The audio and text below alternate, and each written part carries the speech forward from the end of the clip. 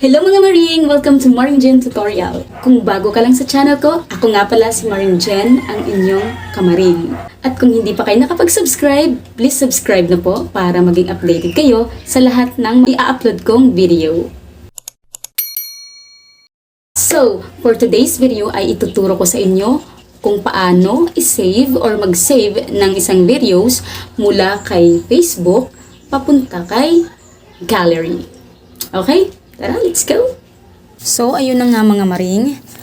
Una ay, punta muna tayo sa aking Facebook account. Ayan. So, open natin yung Facebook account. Then, maghanap tayo ng video na pwede nating i-download. Okay.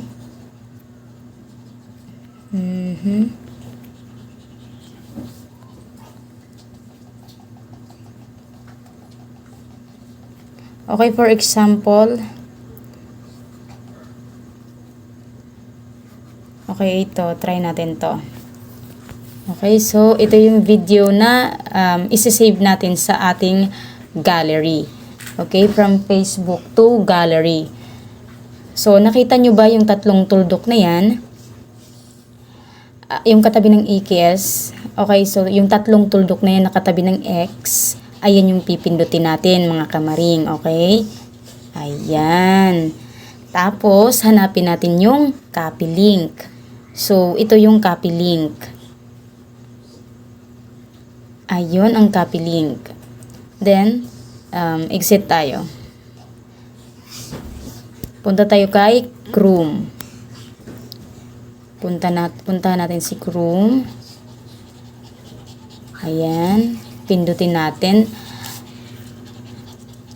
At kung nakikita ninyo mga kamaring sa dito sa taas na to, so ayan, itong taas na to, dito natin i-paste yung ating kinapi na link doon sa Facebook.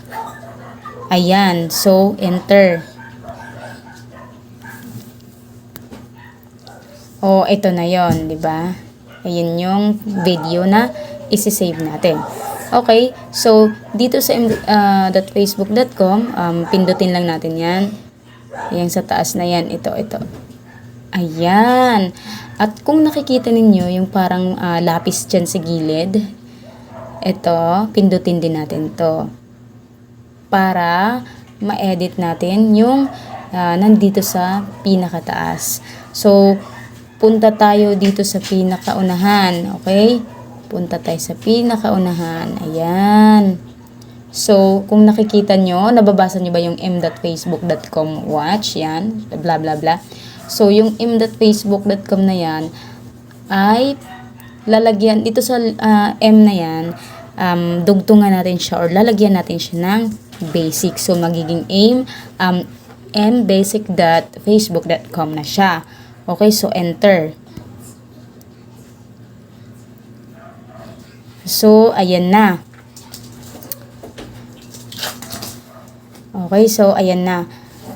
Ngayon, pindutin natin to, itong mismong video.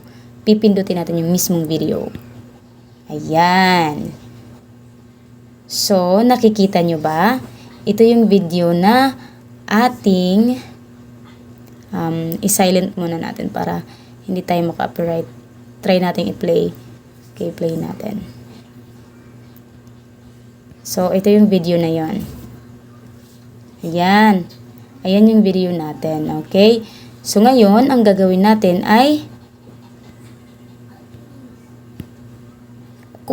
ayan o, nakikita nyo ba yung tatlong dot na yan? Yung tatlong tuldok na yan sa gilid, dito sa pinakababa. Pipindutin natin yung tatlong tuldok na yan. Ayan. So, may makikita tayong download. Pipindutin din natin yung download para mag-download na ito, para mag-save na ito sa ating gallery. Okay? Again. Ayun, file downloaded. Okay, so bakit kaya hindi siya nag-download kanina? Ngayon, open natin siya. Back tayo, punta tayo dun sa gallery. Dun tayo sa aking gallery para malalaman natin kung nag-download ba talaga siya. Or dun tayo sa aking photos. Ayan. Ay, Mali. Album pala dito sa photos. Ayan. So, ayan na. Downloaded na siya. Okay, downloaded na siya. So, ganun lang kadali.